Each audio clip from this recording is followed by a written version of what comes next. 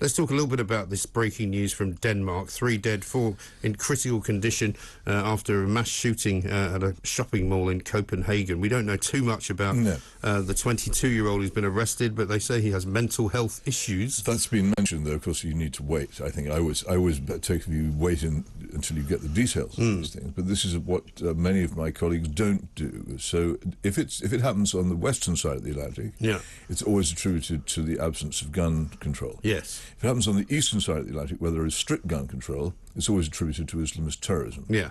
Now, I'm not saying that an absence of gun control has no influence over the matter, or that Islamist terrorism doesn't happen. But what I am saying is that these events often do have something else in common, which is that the perpetrator turns out to have been taking some sort of mind-altering drug. Yeah. Often marijuana, sometimes antidepressants, and sometimes steroids. But this is the reason why I go on and on about this is there used to be much less violent crime in our society, and every violent crime that took place used to be quite heavily studied by the media. Now it isn't, because there's so much of it. Yeah. But this is one small subset of violent crime which is heavily studied by the media, and you can look at it, and over again the same thing is there.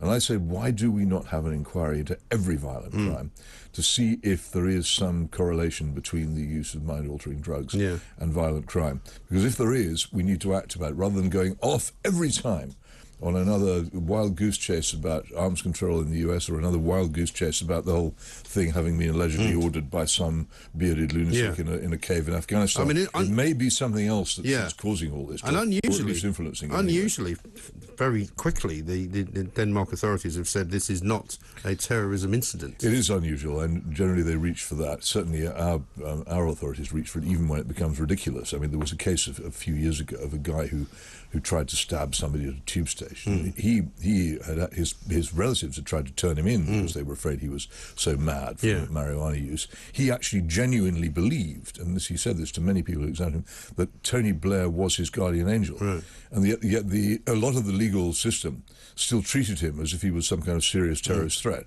when he was obviously out of his mind. Yeah. And there is determination to believe that it's terrorism rather than anything else, which diverts people from even addressing what it might really be. Yes. I mean, they certainly seem to think that he was under the treatment of some kind of antipsychotic medication, which they're quoting him as saying is something called quetiapine. I'm not sure if that's well, I don't know. I mean, quetiapine. The thing is, why was he mentally ill in the first place? Yeah. And this is where we can mention my colleague Eve Simmons' extraordinary report from California in the Mail on Sunday yesterday, where she went to examine the state of affairs after some years of semi-legalization, first of all under the guise of medical marijuana, and now pretty much total legalization.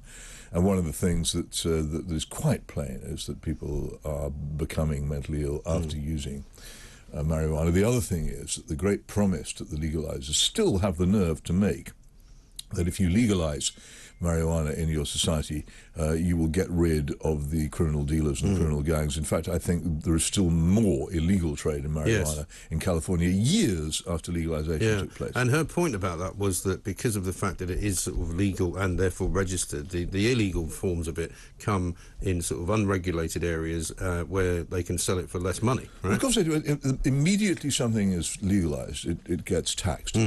And therefore immediately there will be, in this country, there's very big markets for illicitly distilled alcohol and smuggled cigarettes. They're both legal, but that doesn't stop people engaging in smuggling and illicit distilling. Because once you legalize something, these taxation and regulation make it open up another window for the illegal market. So the idea, they still keep saying it. The legalizers, you'll hear that if you listen to a legalizer, say, well, of course, if we legalize it, it will enable us to regulate it and keep it under control. It won't be sold to children anymore, and it'll be much safer. Well, this is actually proven rubbish. Yes. In every jurisdiction, from Colorado to Canada to California, where it's been legalized, and the numbers remains the huge illegal market. And the numbers that she quoted from, in terms of admissions to hospital and admissions to mental health centres by the result of long-term use of marijuana, were quite staggering. I mean, they were quite increased on what they had been. Well, yes, you can't. There's still no actual proof of causation here. I have to stress this because people sometimes accuse me of claiming that there is. But there is, I think, enough of a correlation And let's face it, if you take a strong mind-altering drug and you become mentally ill, it's not difficult to work out what the connection might be. The correlation is now so strong that we are where we were in the early 50s when Richard Doll first started saying, look, cigarette smoking is obviously linked with lung cancer. And it took, 30 years after that before government took serious efforts to do anything about it. Yeah, absolutely right, probably more. I mean, I was in California a couple of years ago because my son lives there, and funnily enough, I've got a friend who used to run a vineyard in sort of northern, I suppose the middle of California, sort of Sacramento area, just south of there. And he's given up the wine business and now runs a marijuana farm because it's actually much more lucrative. Well, the margins. He gave me the greater figures, and now they've built these. They've got technology now where instead of having a basic farm that's on ground level only, they've actually built these kind of marijuana towers, if you like. And what they do is they hydroponically grow several floors. They can lock it up so it's more secure. He was telling me he's going to make, probably in the first year of production alone, about $20 million.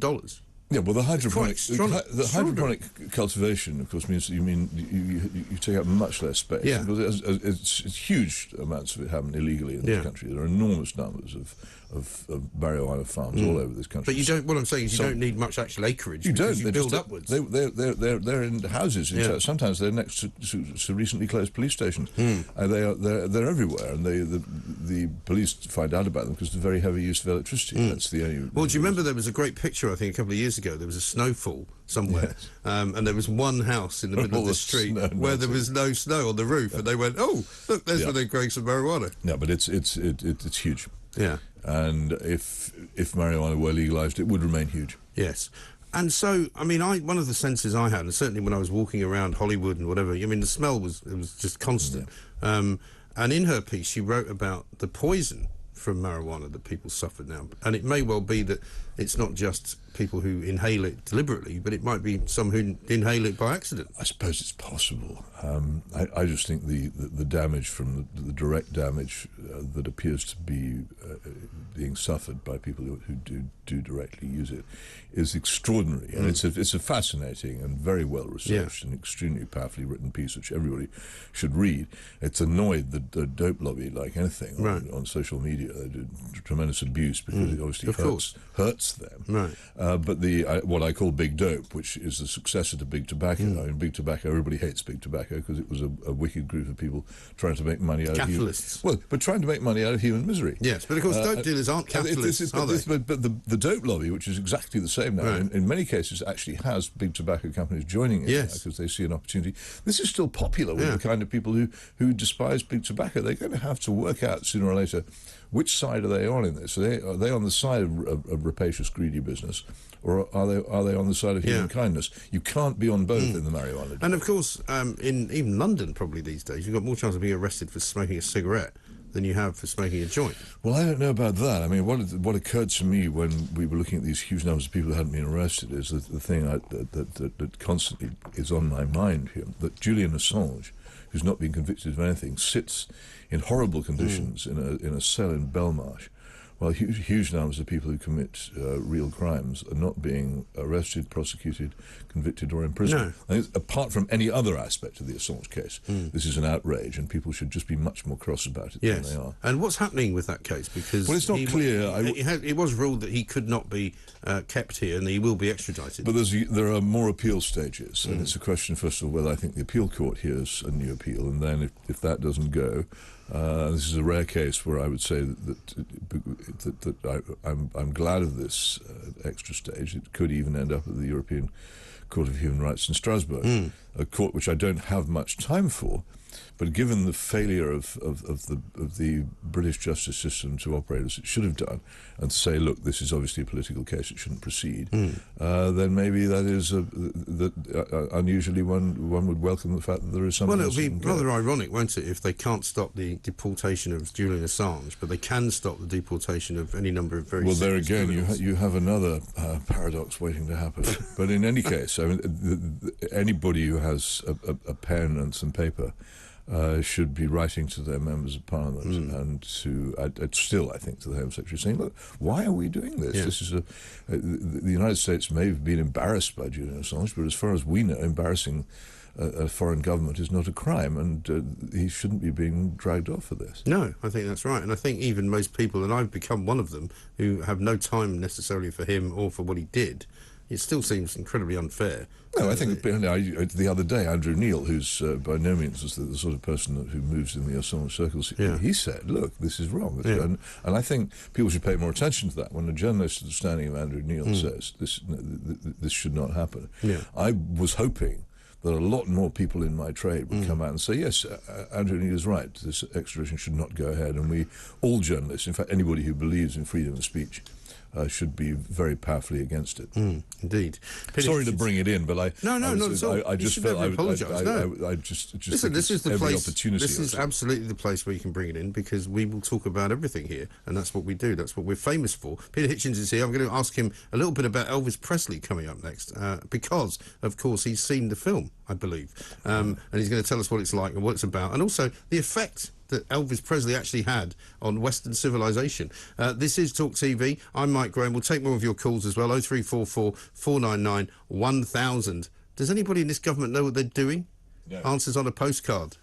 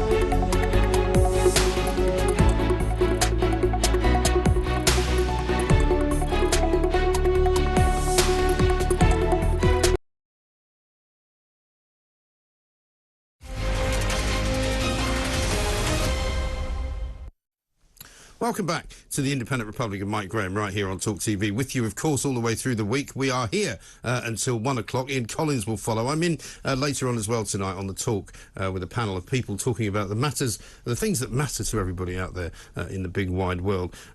My last question was, does anybody in the government know what they're doing? Peter Hitchens is here. Obviously, a good opportunity to ask you. They just seem completely and utterly wrapped up now in this kind of internal circle of doom, don't they? Well, is there any politics left in this country at all? I don't think so. Or is it just a soap opera? Yeah. I remember realising after I'd spent however many years at Westminster it was that I spent, that I'd been almost totally unaware while there of any of the legislation that was actually passing through Parliament. Yeah. We weren't paying. It was all who's up, who's down, who's in, who's out. Yes. Gossip. And politics in this country is, in my view, both overcovered in there's too much of it in the papers, and undercovered in that very little gets out about what's actually... When do you hear anything, for instance, about the new education bill? Well, interesting you say that, because I was down in the House of Lords because I was invited very kindly by Claire Fox to lunch one day, and we walked through the room where they put all the papers out. You know, and there was dutifully somebody sitting there, and in front of them was this large oak desk in which there were piles and piles of papers, and I actually picked one up, which was the education bill. And it was kind of amendments to it and all that. And I suddenly thought, I started reading it, and I thought, I haven't heard anything about this. No, it's a huge bill. You know, it's a massive bill, and nobody's really talking about it. No, because education is an area which has somewhat disappeared into sort of private. Every school now, almost every, not yet every, but the government wants every school to be a so-called academy. Yeah. And they ceased really to be answerable for academies once they become academies, and yet they still fund them. Yeah. It's a very strange arrangement, and trying to find out what's going on inside any school, public, that's to say, publicly owned, or fee charging, is extremely difficult if you really want to know what's going on and what your children Well, you wrote a bit about this at the weekend, didn't you, and the whole brainwashing aspect of what our young children are being taught, because you're right. I mean, as a parent, until they say something at home, you don't really know. No, and if you assume they're being educated in the way that you were, or roughly, and then you ask, what do you think about Oliver Cromwell? You get, which side was he on? Yeah. They don't know. And there's a Tory MP complaining today, quite rightly, that the only history that's taught is basically Henry VIII and Hitler.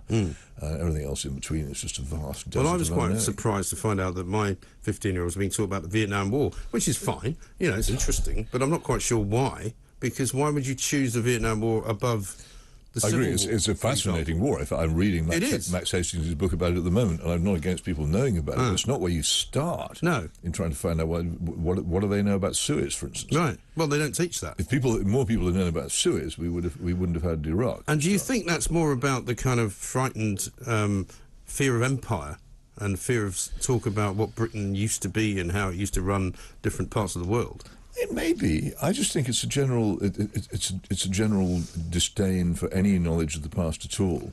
The new elite doesn't want people to know about the past. It wants people to think that the world they live in is the best it's ever been and the best it could possibly be. Right. There's that great scene in 1984 where Winston Smith goes into the pub, where there's an old geezer there trying to buy a pint of beer, and they won't serve him a pint, and this turns into a conversation in which Winston Smith tries to get the old geezer to tell him what the world was like before the revolution. Right. It's impossible. Yeah. Nobody knows. Nobody knows. Nobody has a clue. Everything's been wiped. Yeah.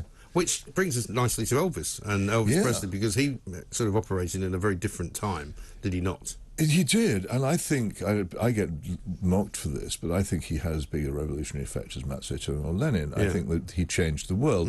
I was influenced in this. A fantastic book came out while I was in the USA by David Halberstam, who was a great writer, called The 50s. Okay. There's a long chapter in it about Elvis, which stuck very much in my mind, about the revolution in public behaviour, which came after he went on the Ed Sullivan Show, which was the great, the big TV Sunday night show of the time, and he became sort of respectable. But the effect that he had, and oddly enough, Frank Sinatra had this a few years earlier, the effect that he had on young women, the screaming. And it was before the Beatles as well. And the Beatles had it as well, and it's really odd. Because you look at those I think the Shea Stadium concert that the Beatles did, nobody who was there could possibly have heard a word they sang. No, you couldn't. It's nothing but screaming. Yeah. Now it seems to me to be an utterly understudied area of human behaviour. Right. What was going on there? Yes. And also, if you look through some of the documentaries that have been done about the Beatles, certainly, which I know a bit more about than Elvis, where there was the bit where the sort of south of America turned on the Beatles because John Lennon had said that they were bigger than Jesus Christ. Yeah. And of course, the Bible Belt revolted and were burning records. They were actually burning Beatles albums these huge bonfires, saying, these are people who belong to the devil.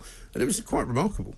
Well, it was, I tend to think that there is something. I used to people. I was in the 60s, and people asked, "Well, what happened?" And I used to joke that they put something in the water. Yeah. But in fact, they put something in the air. They actually did put something. Was it fluoride in the water? Well, yeah, but the cumulative effect of the music of that era on people's minds was, I think, gigantic. It changed the way people thought about so many things. It changed the whole mood. Yeah. It was as if the climate had changed. Well, it brings you back to Vietnam as well, because there's no question that the anti-Vietnam movement was entirely started by pop stars, wasn't it? Well, pretty much. Yeah, and there were other elements in it, but the great thing about it was that if you were against the Vietnam War, you were in the right. Yeah. And you could feel you were in the right, and your elders and the government and everybody who supported it or didn't condemn it as much as you did was wrong. But that's it, and I think for me it was the first time that people who had otherwise just done what their parents told them had actually said, no, we disagree with you, and we're not doing that. And they turned out, as with Nixon, they turned out to be right. These were bad people doing stupid things. Yes. And it changed matters utterly. But this business of the screaming, I would really love to see somebody do some work. Why did they scream? Yes. What was it triggered the screaming? Yeah. Because I guess Frank Sinatra never wheeled his hips or did all those things, but he still got that. And the Beatles, they didn't do the Elvis thing either, but the Elvis effect was obviously enormous on what had previously been quite a strongly repressed Protestant Christian society, and now actually isn't. Yes, I think it's extraordinary how little. And perhaps that was the attention beginning. People pay to these things. And funnily enough, Elvis himself, as you pointed out in your piece, was not particularly radical. Not at all. Politically speaking, he was probably quite right-wing. He was a bit of a gun nut. He quite enjoyed... He quite liked Nixon, I think. Yeah, I think he did. But I'm reminded of that line by Bob Dylan, "Your sons and your daughters are beyond your command," which is kind of where it all went. And they were, and of course this is also partly because of what they were being taught in the schools and colleges they were going to by then, which parents knew nothing of. Yes. A lot of people expressed surprise that you actually went to the cinema at all to see this film. Well, there you are. I mean, I love the cinema. I think it's one of my favourite... and how was the experience? You didn't have long. Was it? Very long. Yeah. It's a very comfortable cinema. And I can't see you with a big box of popcorn sitting there. No, you'd be right not to see me with that. I did have a large glass of Rioja to get me through it. Did you? Yes. What a civilised place. No, this is increasingly common. Some of the people in the auditorium actually had meals brought to them. Really? Yeah.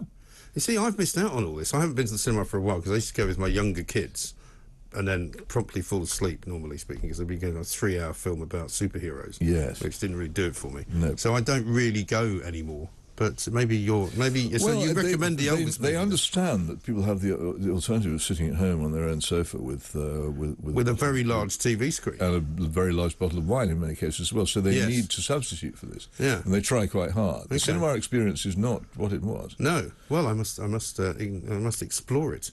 Well, listen, great to see you, as ever. Thank you very much indeed. Peter Hitchens will be back, of course, next week.